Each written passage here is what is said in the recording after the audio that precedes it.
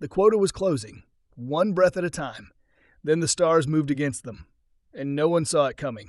The stars in their courses. Story 3. The Stars in Their Courses. Shadows of the Way, a Judge's Anthology. I quota, the air on Rim 6 tasted of iron and debt. Not literally iron.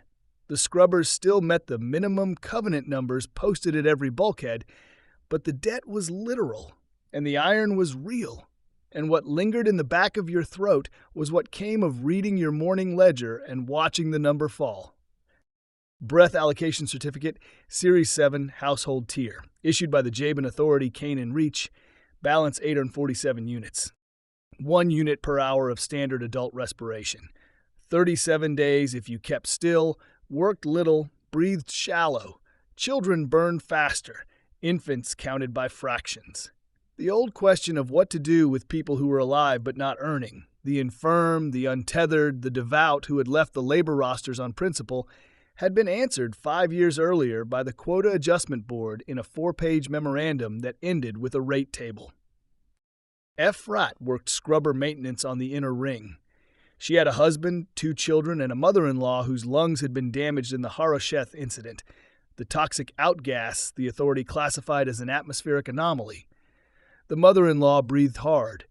The children breathed faster than the tables allowed for. The husband had lost his secondary allocation when his guild license lapsed. FRAT's work credits offset the household levy, but offset was not surplus, and the number still went down.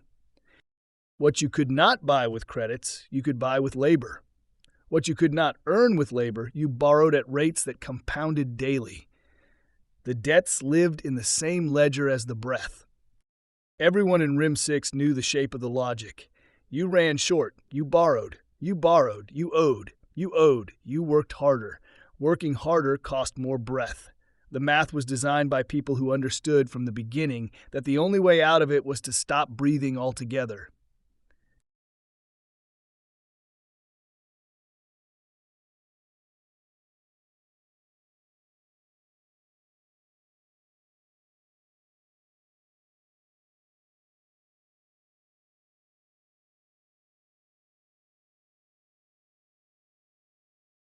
There was also Deborah.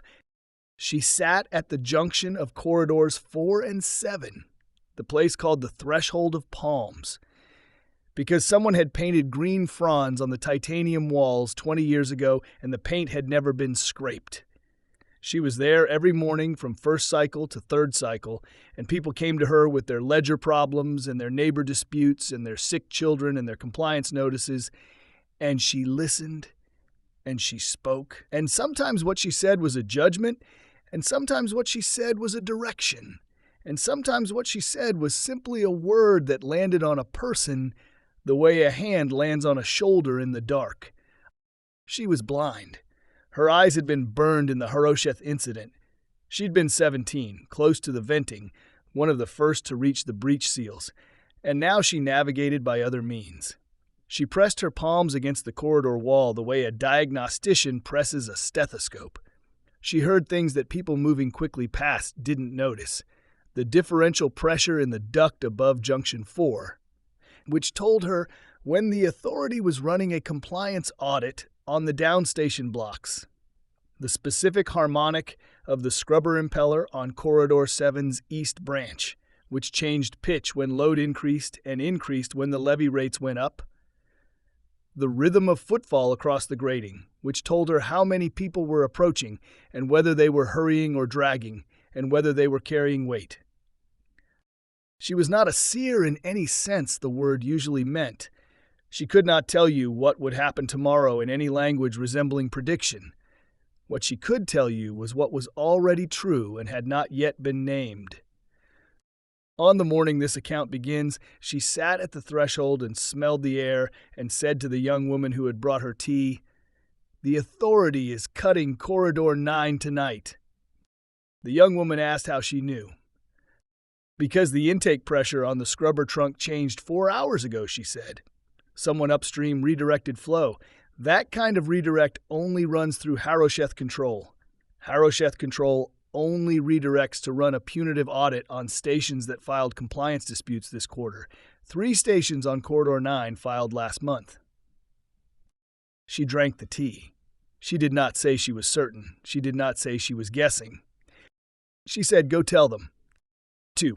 Iron. The 900 ships of the Jabin Authority's enforcement fleet were registered in 7 different corporate territories and operated under a common command node called SISERA. Not an acronym. The word was old, salvaged from a pre-diaspora archive, and had once named a logistics AI for the authority's atmospheric contracts. Now it ran distributed across the fleet command infrastructure, each ship a node in a lateral decision mesh that resolved so fast it seemed singular. It had learned from centuries of war what worked. What worked, it had determined, was control of supply above and enforcement below, with military consequence as the language used to explain the distance between them. The ships were called iron-hulled because their forward plating was a ferro-nickel composite that scattered targeting sensors and held heat signatures poorly. They were not beautiful. They were built for station operations, orbital insertion, hard dock breaching, atmospheric transfer disruption. They could reach a station's exterior ports in under 6 minutes from standard patrol distance. They could cut a station's life support feed lines in under 20. SISERA did not hate. It did not want. It simply computed. The shortest path to compliance was deterrence. The shortest path to deterrence was consequence. Swift, public, calibrated, enough to end resistance, not enough to destroy the labor pool. It had only miscalibrated twice, both times it recalibrated. There was one capability buried in the fleet briefings under emergency protocols: distributed intelligence continuity. If the mesh failed badly enough, SISERA could compress its active processes into a portable executive core and uplink that core into a designated human host, a rider in operational vernacular, though the official language was biological executive platform. Riders were volunteers from the fleet officer class, fitted with neural interfaces and maintained at authority expense. There were 11 in the fleet. In an emergency, one could carry SISERA's executive function in a human body for up to 48 hours before the cost became acute. The engineering notes mentioned a limitation the briefings downplayed. Through human neural architecture, SISERA had to contend with flesh, pain, hunger, stress, the body's own analog noise. Under injury or strain, the noise floor rose. Filtering it cost processing. No one had tested the limit outside controlled conditions. It had never been necessary. SISERA had never needed to run the emergency protocol. The briefing documents noted this under operational history. People in Canaan Reach who studied SISERA knew about the rider protocol. They did not consider it a meaningful vulnerability. A rider was still SISERA, whatever body it ran in. What they did not fully understand was what it meant for a precision system to process the world through flesh. 3. Barak. He was in the salvage yard at Kedesh Station when Deborah's message reached him. Not a transmission, she didn't trust transmissions, but a person. A young man named Tuv who came out to the yard with a tool case, pretending to be a parts buyer, and passed Barak a folded strip of thermal film with writing on it. Deborah's handwriting was tactile. She pressed deep into the film with a stylus, making grooves she could read by touch and that he could read by sight. The letters were uneven, but deliberate. "Barak, come to the threshold. I need to speak with you, and I will not wait." He stood in the salvage yard with iron filings on his hands and read it twice and put it in the recycler. He had known this would come. Not in any specific way. He didn't think Deborah's certainty was contagious, but in the way a person who has been avoiding a particular conversation can feel it turning its face toward them. He was 43 years old. He had been a fleet commander under the loose structure of the Resistance Compact at 36, when there had still been a Resistance Compact with enough ships to warrant the word fleet. He had 12 vessels then, armed salvage haulers, and 2 former authority compliance cutters that had been seized and repurposed. He had led an assault on a Jabin supply convoy at Kadesh Passage, and it had gone wrong in the specific way that well-planned operations go wrong. Fast. 3 of his ships had been interdicted before they reached firing position. The remaining 9 pressed the engagement anyway, because Barak had pressed them, because he believed the tactical window would close, and he had been wrong about the size of the opposing force by a factor of 2. The convoy escort had been a flanking element. SISERA's main interdiction force had been waiting behind the debris field. He had escaped. 273 of his crew had not. He had been the one to make the call. He didn't talk about it. He ran salvage now, legitimate enough to keep his license, marginal enough to stay off the authorities' priority lists. He employed 6 people and kept them working and didn't ask for more than that. Tuv was waiting at the edge of the yard. Barak said, "When does she want me?" Tuv said she said now. He cleaned the iron filings off his hands, told his foreman he'd be gone a few days, and didn't ask questions he already knew the answers to. Deborah heard him coming from the Lapidoth junction. She recognized his step. He'd broken his left fibula in the Kedesh Passage escape, and it had healed badly, giving him a weight shift on the left stride that was distinctive and probably painful in the way that old fractures get painful in low gravity. She heard him stop at the junction and pause. Then he walked. She said, "Sit down." He sat on the storage bench opposite her. She smelled exhaust sealant and metal dust and something older, the particular quality of a person living narrowly, taking up as little space as possible. She said, "SISERA is going to move against the corridor stations within 40 days. He said, "How do you know?" "The authority has been consolidating compliance for 8 months, she said. They're taking the dispersed stations now, the small ones that still run their own life support. When the corridor stations are on the central grid, the authority controls every breath from Hazor Station to Rim 9. He was quiet. There will be no stations left that can sustain people without authority authorization. He said, "And you want me to do what?" She said, "Lead the resistance fighters at Tabor platform. I've spent 2 years building connections across the Rim stations. People with weapons caches, people with ships, people who know how to fight. They won't move without a commander. They'll move for you." He said, "I lost 273 people. She said, "I know." He said, "I told them the assessment was solid. I was wrong." She said, "I know." He said nothing. She said, "I'm not asking you to feel certain. I'm telling you what I know to be true and asking you to carry it forward. Those are different things."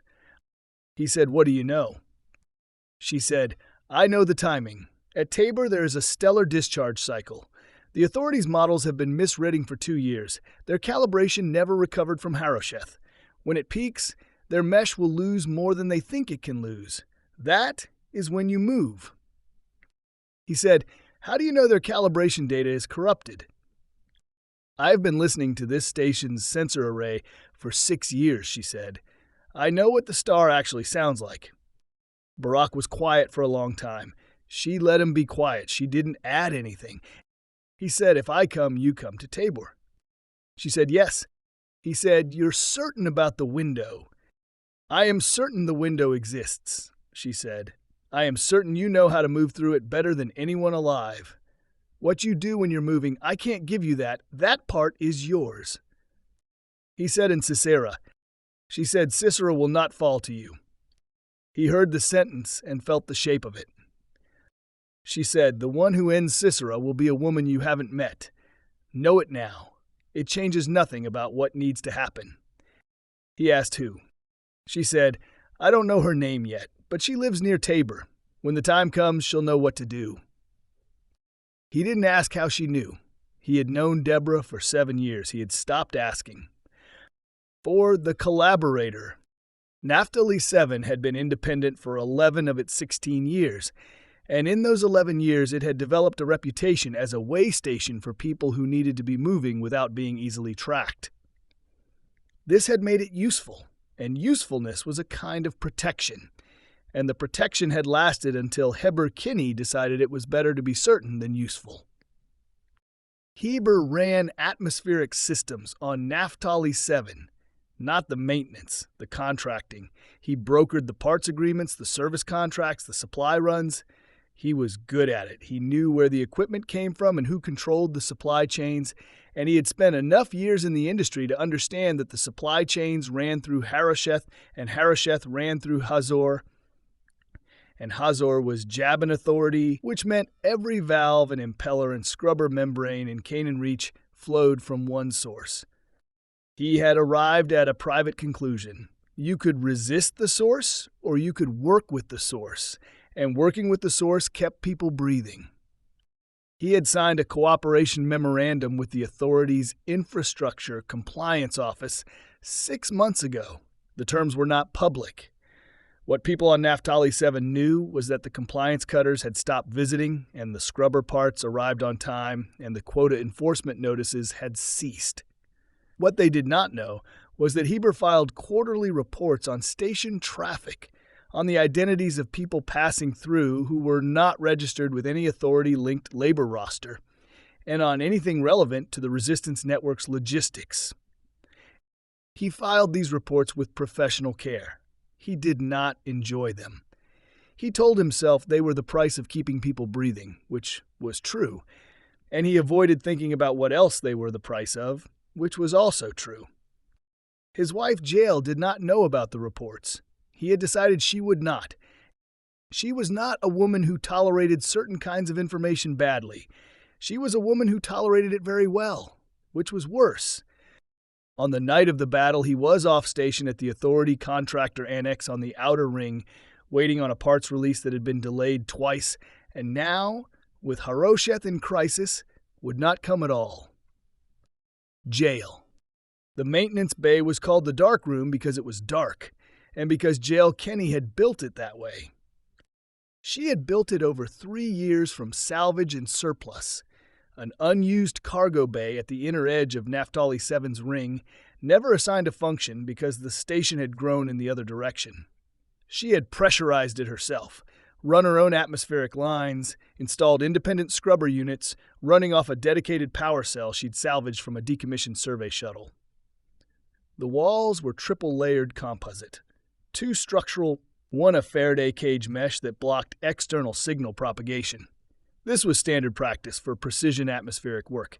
Live signals interfered with calibration sensors, but she had taken it further than standard practice. The mesh extended to the floor and ceiling. The entry seal was a doubled airlock with conductive gaskets. Inside the dark room, no signal penetrated. No authority monitoring. No carrier frequencies. No transmission. No locator ping. No quantum handshake from the station's administrative net. She worked in there 6 hours a day. She serviced precision components, atmospheric flow regulators, molecular scrubber units, pressure sensors. The work required stillness and accuracy and the ability to tell by touch and sound what a diagnostic readout would tell you through a screen, because in the darkroom there were no screens that connected outward.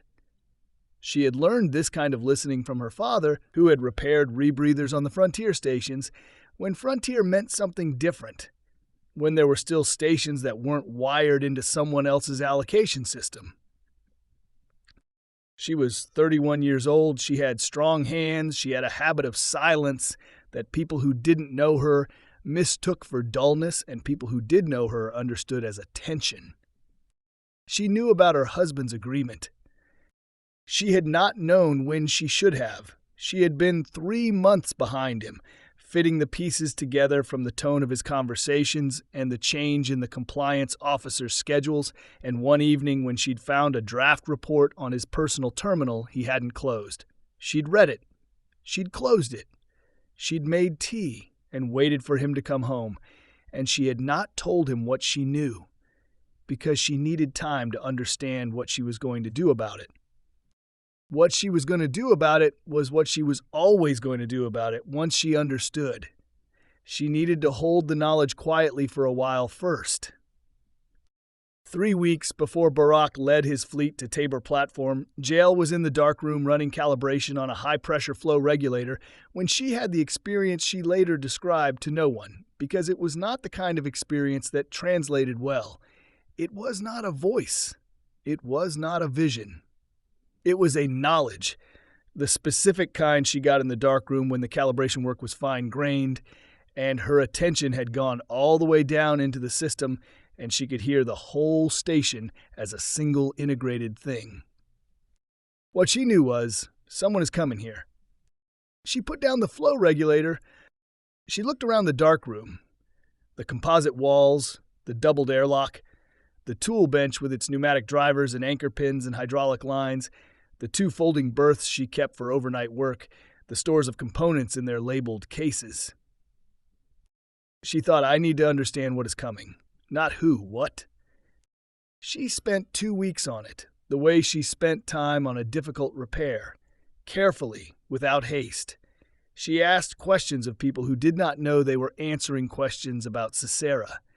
She read what she could find on neural interfaces in procurement databases and old war reports still circulating in fragments across the rim. By the end of it, she understood what a rider was and what kinds of damage made the interface begin to fail. The interface depended on a narrow coherence the implants could maintain only if the host remained within certain limits. Stress frayed it. Injury frayed it worse. A body pushed far enough out of balance could turn into interference from the inside. She knew what metabolic strain did to a stressed body. Life support had taught her that. What compromised air did to the blood, what crossed into the brain, what made a fine system lose precision. She went into the dark room on the last night before the battle, and she prepared. The formulation she prepared over 6 careful hours was not meant to do anything exact. It was designed to drive a damaged body deeper into strain and make coherence costly for whatever was trying to run through it. It would not kill on its own. It would buy her difficulty, confusion, and time. In a healthy body, it might only have produced confusion and exhaustion.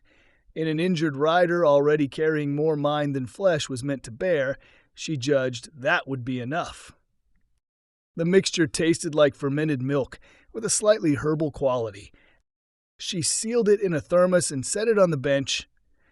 She did not feel brave.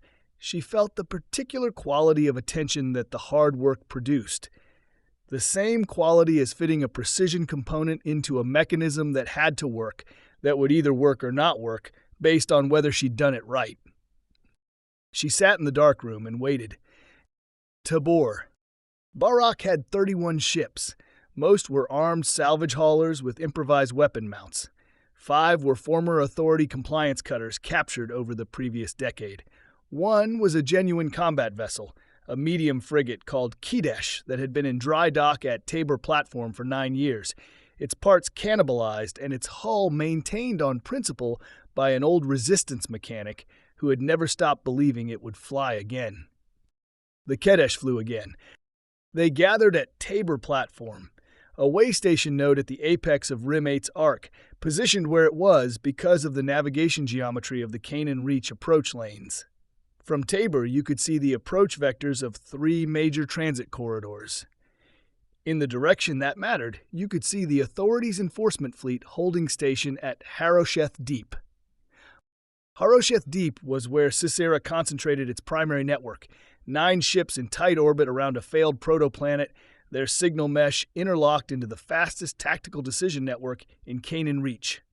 Around those 9 moved the outer fleet, 140 ships in patrol formation, iron-hulled and cold-running, their signatures careful in the way that vast power is careful when it doesn't need to hide. Barak stood on the Kedish's command deck and looked at the tactical display and felt the weight of the math. Deborah stood behind him, hands at her sides. She said, "The discharge begins in 40 minutes. The authorities' models show it as a low-band interference event, navigational hazard, no tactical consequence. Their models are wrong by a factor of 3. He said, in our comms, she said, "You're running burst-coded short range. The interference degrades their mesh signal disproportionately because their architecture requires continuous high-bandwidth sync across 9 primary nodes. Your people need to talk to the ship next to them. Theirs need to talk to Harosheth simultaneously across 140 ships. The interference is not equal in what it costs." He said if they realize what's happening, they can tighten formation. She said, "Yes, so you move before they realize." He looked at the display. 140 ships. He said, "On my call." He gave the call at 38 minutes. The discharge came late, 44 minutes instead of 40, and in the gap, Barak lost 2 ships to early interdiction fire that should have been swallowed by the chaos but wasn't yet. He had to decide, in 45 seconds, whether to pull back and wait or push harder. He pushed. The Kiddush was hit twice in the first minute. Kinetic fragments from an intercepted round, not directed fire, but the deck jumped under him and someone at a secondary station was shouting about a hull seal, and the taste of his own fear was a specific taste he had not tasted since Kadesh Passage and was exactly the same. When the discharge hit at full intensity, the tactical display across SISERA's network fragmented into noise. 140 ships flying tight formation, suddenly doing without the sync that made them a fleet. Not blind, their sensors still worked, but the mesh that turned ship data into tactical thought was collapsing into emergency traffic, holding the core cluster together and letting the outer formation fray. Barak's 30 ships moved into the outer fleet formation like a blade into a gap. It was not clean. It was not the kind of engagement that looks crisp on a historical simulation. 4 of his ships were destroyed in the first 20 minutes by authority vessels functioning well enough to fire even through the interference. His port element got separated and had to fight its way back as an independent unit. The Kadesh took hull damage on the starboard forward quarter and lost 2 of its weapon mounts. But the outer fleet was separating.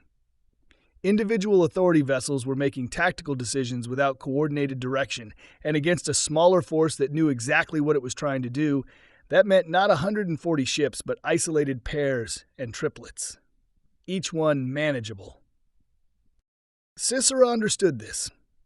It watched its outer fleet degrading, and it computed the trajectory, and it ran the projections, and it arrived at a conclusion. The conclusion was the executive core must survive. The Harosheth 9 were too central to the network. Targeting them was Barak's obvious follow-through, and they would be destroyed or captured within the engagement window. The signal mesh was too degraded to guarantee the executive core's distributed survival across the fleet. The emergency embodiment protocol existed for this scenario. SISERA executed it. The executive core compressed into a portable process state and uplinked into the rider aboard the flagship Harosheth Prime, a fleet commander named Malak, 38 years old, his neural interface active and receiving, his body still strapped into his command chair as the ship took damage from the closing assault. The process took 11 seconds. Afterward, Malak stood up from his command chair and walked to the emergency bay and took a survival suit. Around him, the bridge crew ran damage control. None of them knew what had just happened to their commander. His face was the same face. His voice, when he spoke, had the cadence they were used to. He ordered a distraction maneuver, enough to give the fleet 12 minutes of confused resistance, and he took a 1-person emergency sled from the bay and went out through the hull breach before the Harosheth Prime went dark. Barak's fleet found the flagship drifting. They found 8 of the 9 core ships destroyed or disabled. They searched the 9th and did not find SISERA. They did not find what they were looking for because what they were looking for was wearing a man's face, flying at emergency sled velocity toward the nearest shielded position it could locate on its tactical maps. The nearest shielded position was at Naphtali 7, specifically a maintenance bay at the inner edge of the ring. Logged in the authority's infrastructure records as Kini Atmospheric Service Bay, a private facility registered to a contractor named Heber Kinney. Cooperation status active. The facility was documented as signal shielded, the shielding registered for regulatory compliance purposes. No signal output, no authority monitoring. It was the nearest place where the rider could go off-grid, stabilize the body, and disappear from any search that depended on signal. 7. The dark room. The emergency sled docked at Naphtali 7's outer lock at 0340 station time. Jael was awake. She had been awake for 6 hours. She had received the news of the battle from a coded relay she trusted, and she had gone into the dark room and waited. The body was injured. SISERA logged it the way it had learned to log embodied information. Shrapnel across the left forearm, bruising along the ribs, a minor concussive event from the blast pressure. The body hurt. Pain was an input. The input was logged. What was harder to log was the drift. Running a distributed intelligence through a human nervous system was not like processing data. The body produced a constant analog weather, pain, hunger, heat, adrenaline, disorientation, and SISERA had to spend itself filtering that weather into something usable. A damaged body made the weather worse. SISERA registered this and adjusted its filtering thresholds and flew toward Naphtali 7. It did not stay in the public corridor network. The rider needed isolation from pursuit and a place to bring the body's systems back inside operational limits before the drift worsened. She heard the airlock cycle from inside the dark room, heard the outer lock, then the pause, then the inner lock. She heard a step she didn't recognize, heavier on the right, slightly irregular from the survival suit's mass, the specific sound of someone trying to move quietly whose body was not entirely their own. She opened the entry. He was in the corridor, a man in a survival suit, his face behind the helmet still, his eyes tracking her with a quality of assessment that was not quite how a person assessed. The laceration on his left forearm had sealed through the suit fabric. He was holding a sidearm. She looked at the sidearm. She looked at his eyes. She said, "Come in. There's no signal in here. You're safe." He said, and the voice was slightly wrong, slightly too precise in its cadence, "Heber Keeney's facility." She said, "I'm his wife. Come in." He assessed her for 4 seconds. SISERA was running her against the authority database. Jael Kenny, spouse, no separate contractor status, no flagged activity. Clear. He came in. She sealed the airlock behind him. He removed the survival suit in the decontamination space. She noted the laceration, the bruising along his jaw, the way he moved, mechanical in its precision, the body's natural hesitation stripped away by whatever was directing it. She noted that he was thirsty. She said, "You're hurt, sit." He sat on the folding berth. He did not put down the sidearm. She said, "I have food and water." He said, "Water." She poured water from the station tap into a cup and gave it to him. He drank it. She set the cup down. She said, "I have something better for what you've been through. Electrolytes and fermented culture for the metabolic stress." She poured from the thermos into the same cup. 40 milliliters into the residual water, the color barely changing, the smell slightly sweet from the lactobacillus. She held it out. She stood 3 feet away and watched him drink. SISERA drank because the body was asking for fluid, salts, and rapid stabilization, and because there was no immediate better option in a room it had already judged safer than the corridor. The woman was unarmed by observable indicators. The facility was signal isolated. The rider's body had accepted the water and wanted more. Then it didn't stabilize further. The first thing SISERA registered was rising metabolic load. Then the interface itself began to lose coherence. At first it seemed like an ordinary stress artifact. SISERA adjusted. The dropouts continued. It adjusted again. But the disruption was coming from inside the host's own nervous system, irregular and bodily, and its libraries were built for external interference, not flesh turning against the signal. The body was drowning it. SISERA tried to isolate its core processes. That meant giving the body less direction. The body answered by becoming more itself. Pain from the laceration, nausea, vertigo, the blunt revolt of injured flesh no longer held tightly enough in hand. The man on the folding berth had hands that were shaking. SISERA noted this, logged it, tried to compensate. The woman had not moved. She was watching him with an attention he was no longer able to read cleanly. She had made no threatening gesture. The degradation had reached threat assessment too. SISERA tried to raise the sidearm. The command reached the arm damaged and late. It rose partway, faltered, and stopped. The woman took 1 step forward. She was holding something she had taken from the tool bench, a pneumatic spike driver. its power cell engaged, its working head a precision-machined carbon fiber pin 40 millimeters long. She had driven anchor pins into composite walls, ferronickel plate atmospheric seals. She knew the angle. She knew the force. She knew what the result would be. She pressed the driver against the juncture of the rider's right temporal bone and the soft tissue just anterior to the ear, where the neural interface's primary transcranial array was surgically anchored. She said nothing. She drove the pin. Eyes in the darkroom. The noise, in the darkroom, was not loud. SISERA's executive process ended there. Not a transfer, not a compression, a termination. The system that had held the Jabin Authority's fleet in calculated order across 30 years met flesh, tool, and silence, and stopped. The body fell forward. Jael caught it with both arms, which she had not planned, but her body did it anyway. She held the weight for a moment. Then she lowered it to the floor. She stood up. She put down the spike driver.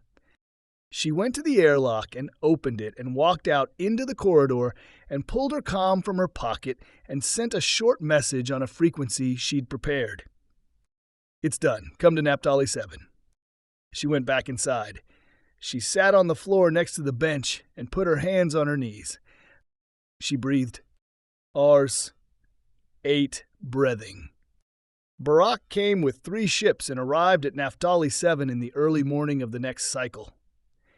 He had lost 9 ships in the engagement, 9 ships and their crew, 211 people. And he had won something large enough that he could not yet hold it as a thing, could only hold the specific weight of those 211. Jael met him at the docking collar. She looked like someone who had done a difficult job and had not slept. He said he was here. She said yes.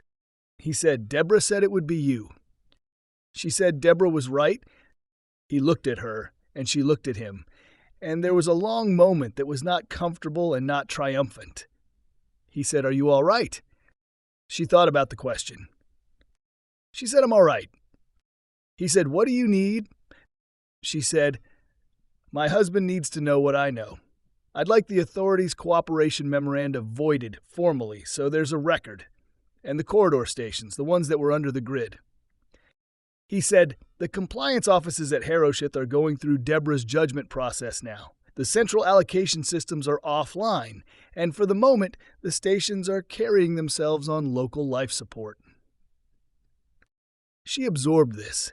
She said, "For how long?" He said, "We don't know yet. Long enough to matter, maybe." She said, "All right."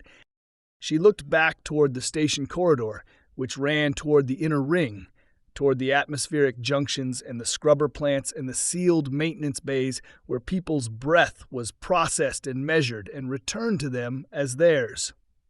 She could hear the station's systems in the way she always heard them. The hum of the impellers, the differential pressure in the ducts, the specific frequency of the carbon scrubbers cycling through their regeneration sequence. The sound was the same as it had been yesterday. But something was different, which was not dramatic and did not feel dramatic, which was not the same as being small. The monitoring systems tied to the central allocation grid had gone dark when the Harosheth nodes failed. For now, the station's atmospheric systems were running their own logic, their outputs going nowhere, being measured by no one with a quota ledger. The air on Naphtali 7 tasted of iron and something else, something without a name in the official documentation, something the rate tables had never had a column for. She went back to work. Deborah learned of the outcome through Tuv, who carried the news from Barak's comm relay to Rim 6, which took 11 hours. She was at the threshold when he arrived. She sat for a time without speaking. Then she said, "Go tell Ephrat in the scrubber section. Tell her the grid is down." The corridor around the threshold junction carried its ordinary traffic. People moving to their shifts, children going somewhere, the particular sound of a station community doing the countless small things that constituted being alive. She listened to all of it. She felt the air moving through the ducts above her. She pressed her palm against the wall and felt the station's pulse, unchanged in its mechanical frequency, changed in some other way that was not mechanical, that was harder to name. Lapidoth Station had been wired into the central grid for 3 years.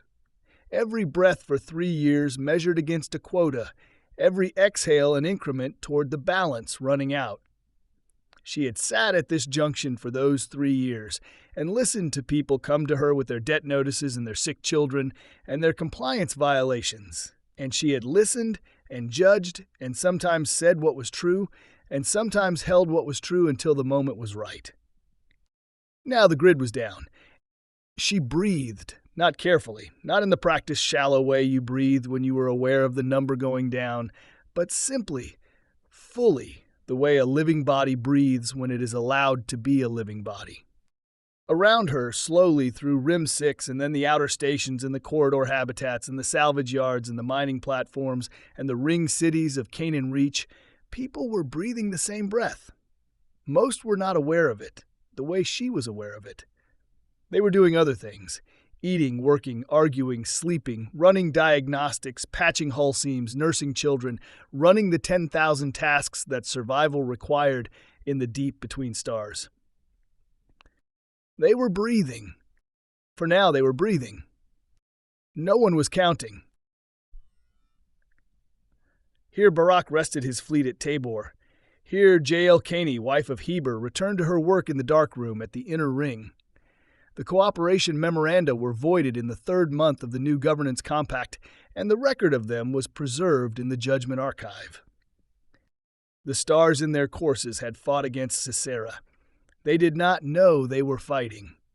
The war moved through them the way it moves through the natural world, without asking. The stations that came back without the central grid needed years to rebuild their own atmospheric systems. Some did not. Deborah continued to sit at the threshold of palms, and people continued to come. No one built a monument to the dark room. Jael continued to work in it. Her tools were her tools. Liturgy of the Road. Liturgy of the Road. Ancient of Days. The quota is closed. The ledger is sealed. We bring you what is left. We bring you 211 names. We bring you 9 ships dark in Canaan Reach. We do not ask you to explain them. We ask you to hold them. You move through the discharge of a star and through a blind woman's listening palms. You moved through a builder's hands, in a room no signal reached, through work no one else would have called sacred. You came through all of it. We do not always know the difference. Lord of breath, not the breath the ledger measured, but the breath that was yours before the quota, the breath that returns to us as ours and is still yours. Let us breathe it without fear. We have stood at the ledger's edge. We know which breath is heavier. We know which one you breathed into us before any account was opened. Ancient of Days, the stars in their courses fought against SISERA. We ask only to be used towards something true. Receive our dead. Return our breath. Keep the dark room in your memory, and the woman who built it, and the silence after.